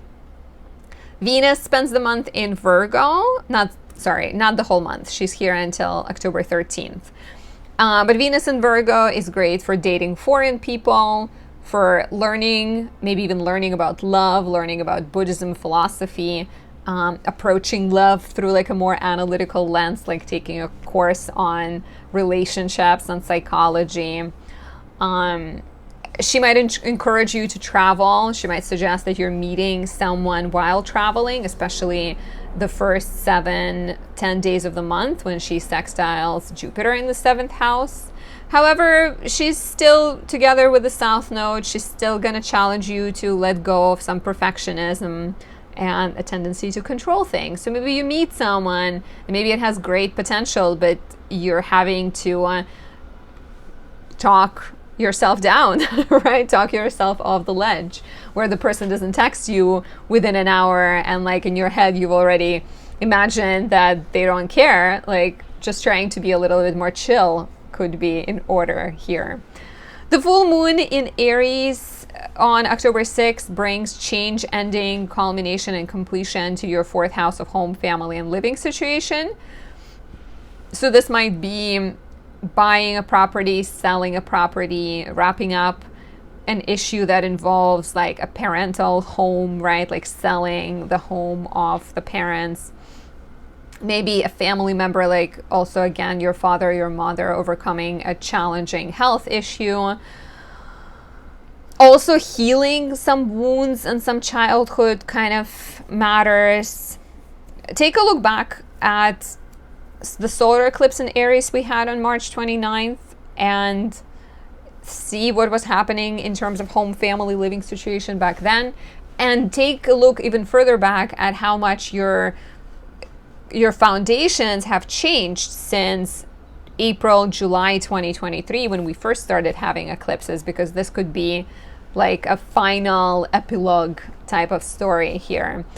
But the lesson is that you need to be assertive. You need to not be afraid to speak up about yourself and kind of express what's important to you, especially because at the time of this full moon, Mercury in your 11th squares Pluto in the 2nd. So I can almost see this as like a conflict with a friend may reveal something about your like kind of underlying relationship philosophy or your view on money, and like reveal something. Something will be revealed. But this, the full moon on October 6th does have like an energy similar to what was happening on September 24th, 4 days before, 4 days after. So just take a look back and try to see what was highlighted for you. A lot of focus is on your house of career all month. Venus rules your 10th house of career, and she comes into Libra on October 13th and will be here until November 6th. So Venus helps you have more pleasant relationships with authority figures. She helps you have more joy and actually helps you find work that is more joyful and playful. So there could be important developments professionally. And the new moon on October 21st is actually symbolic of a new job, a new passion, new chapter in your career, business, new partnership. A lot of possibilities are here. Even dating someone you meet through work is a possibility. Neptune returns to Pisces, your third house on October 22nd and until January 26th. Will encourage you to wrap up any of your spiritual creative writing projects, set better boundaries with siblings and neighbors, and maybe find some kind of faith and spirituality, but without self-sacrifice or kind of, keeping your boundaries in check. And Mercury enters Sagittarius, your 12th house, on October 29th, will be here until November 18th. That suggests that maybe there is a project that you're working on in solitude, that maybe there's something you're pondering, questions around philosophy and the future that you're kind of addressing. Like the best manifestation of this would be like a writing project that you're developing, right? But it can also be an opportunity to talk about spirituality, to maybe travel, to connect with people, cultures, and questions that are more out there in the world. Share how this resonates. For more, book a reading on my website. You can also get a horoscope subscription to get monthly updates about the month to come or get monthly one-on-one consultations with me. You can also pick up my 2026 planner and get it. Save $6 if you get it before October 1st. If you are an Aquarius rising, September highlighted your houses of personal money and values and relationship money and values. It could have revealed imbalances and unfairness in certain dynamics. It could have encouraged you to release control and release perfectionism, especially when it comes to what you expect of other people, right? Like going with the flow and being a little bit more flexible, of course, not to your own detriment, could have been highlighted here. And maybe important also changes in terms of paying off debts and taking care of loans. All of that could have been important as well. We had Mercury and the Sun in Libra in your 9th house, urging you to study, to go on adventures, to explore some faith and philosophical beliefs.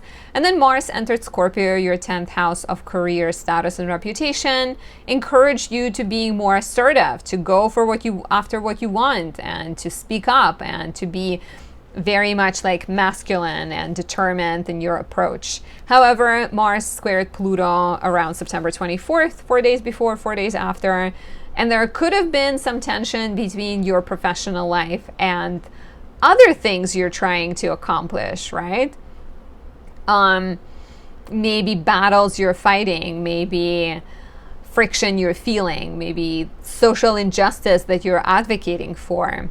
So this tension is present in October, especially around October 7th and 24th, as Mercury enters Scorpio, squares Pluto, and the Sun does the same. So while Mars is in your 10th house, it does give you this kind of all or nothing focused approach to your career. You are having to very much deal with, and it's interesting because like you're not necessarily dealing with other people. You're almost dealing with this like inner urge to change the world, right? Like you may have a job and there is a project there and you're committed to working on it, but maybe you've recently discovered corruption in your local government, and so you're like driven to expose it and to write about it. And so this tension between like your professional ambitions and everything that you're standing for and personally kind of craving justice for will be important this month. You may see some answers and some kind of positive developments later in the month as Mars trines Jupiter and Saturn between October 28th, 29th, 4 days before, 4 days after. this could bring even like some kind of financial developments and gains. But yeah, having to move slowly, having to, I guess, even be careful that you're not just like telling people what to do and being too forceful, because Pluto in the second might be very like all or nothing energy. Watch out for that. Venus is in Virgo until October 13th. She's in your 8th house. She's encouraging you to talk about money. She's encouraging you to pay off debts, to start partnerships, to negotiate agreements. She may also be bringing your partner more money, but Venus is in her fall in Virgo. So there may be a little bit of like, you know, a tendency to be picky and passive, maybe passive aggressive, but like critical of your partner, or them being critical of you. Like they give you a present, but it comes with some kind of like lecture about eating healthier or something like that. So maybe it's, you know, maybe it's an opportunity to kind of talk things over and figure out and like express what you don't like, because the South Node is here and it's like very much urging you and your partner as well, generally like in your relationship. Maybe, you know, maybe it's a friend or your boss or something, but there is this sense of like needing to be more flexible, I think. The full moon in Aries on October 6th brings change, transformations to your communication, to your schedule, to your everyday life, your travel, daily commute, relationships with siblings, neighbors, and your role in your community. So reflect on the solar eclipse in Aries on March 29th, because that would have been a really big new beginning. Maybe you started building a website. Maybe you started taking classes. Maybe you planned starting a blog with your sibling. And so this full moon could be the time when you kind of take a break from worrying about other people. We are in Libra season. And step back and like honor your gifts and your talents. Having conversations about what matters to you is highly important here, because we have Mercury in the 10th squaring Pluto in the 1st at the time of this full moon. So again, this kind of like frictive, tense energy where you have to realize what commitments you have that are draining you versus what commitments you need to invest some more energy into. So it could be really like important and revealing. All the while, Libra season is shining light on your 9th house. Venus comes here between October 13th and November 6th.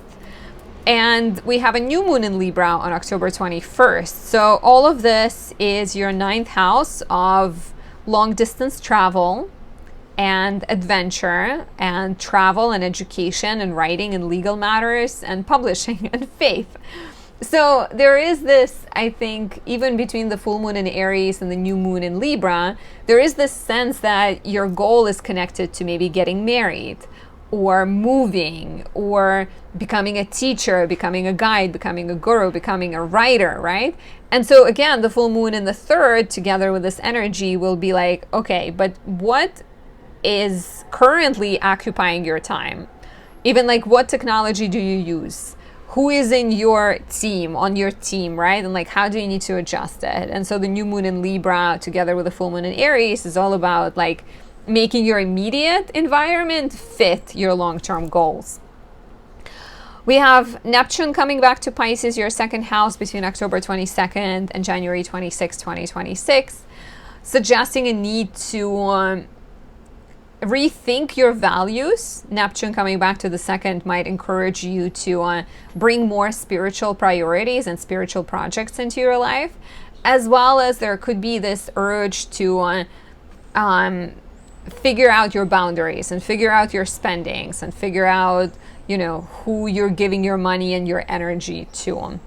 And Mercury enters Sagittarius, your 11th house, on October 29th. Will be here until November 18th.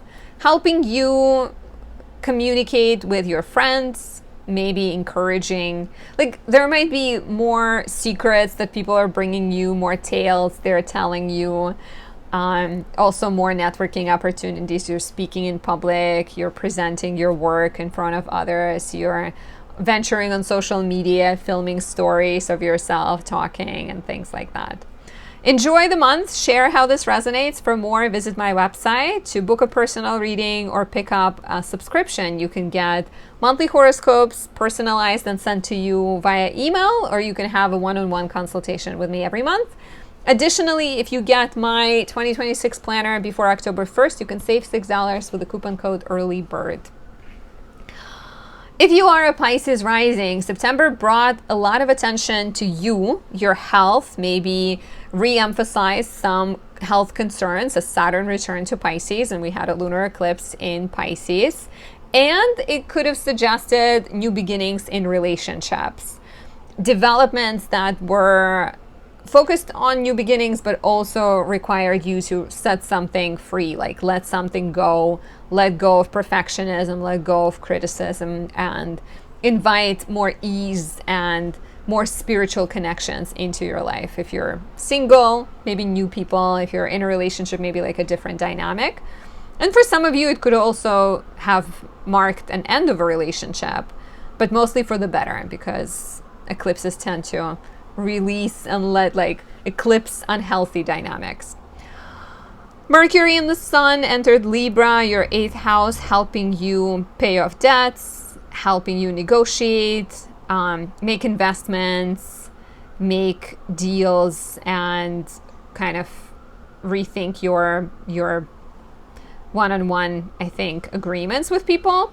And then Mars entered Scorpio, your 9th house, helping you direct your energy towards law. If you're a lawyer, giving you sort of this sharp mind, ability to advocate for yourself and others, maybe directing you towards learning or planning trips or, discovering spiritual interests. However, right away as Mars entered Scorpio, it had to square Pluto in the 12th, so there could have been some kind of self-defeating tendency, maybe mental health issue, or even things outside of your control that derailed your progress and kind of pulled the blanket off of you and forced you to deal with the cold realizations, right? In October, Mars continues to travel through your 9th house, putting distance between itself and Pluto.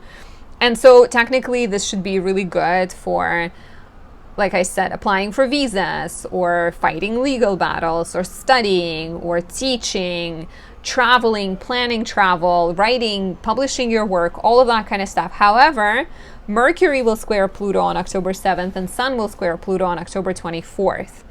So the tension between your desire for adventure and your mental health, your blind spots, your matters that you can't control, and matters you need to heal is going to continue to be present.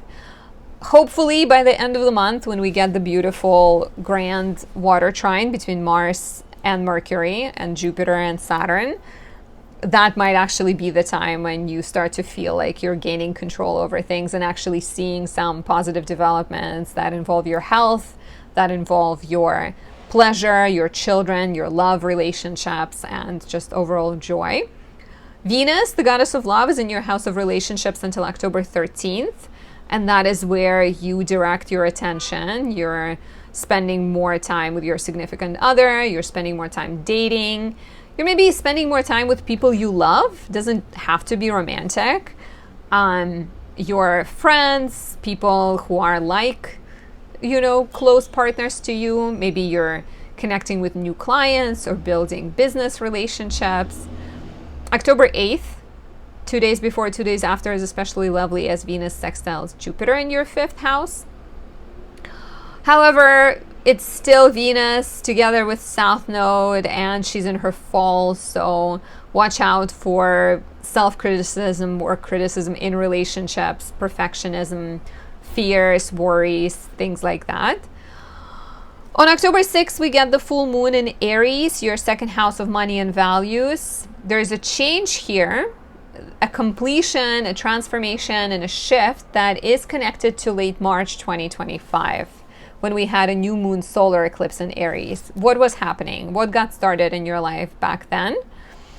So this is the house of money, right? So you're paying off a debt, you're making a big purchase, you're making a big investment, you're getting a raise, you're letting go of a source of income, You're transforming your sense of self. You're transforming your sense of self-understanding. There is one of those squares between planets in Scorpio, specifically Mercury and Pluto, happens right around the time of the full moon. So this to me suggests some kind of conversation that is happening around priorities and beliefs and self-defeating tendencies. And so the full moon in Aries will encourage you to think about you and to connect with like your independence, your courage, and maybe make some changes.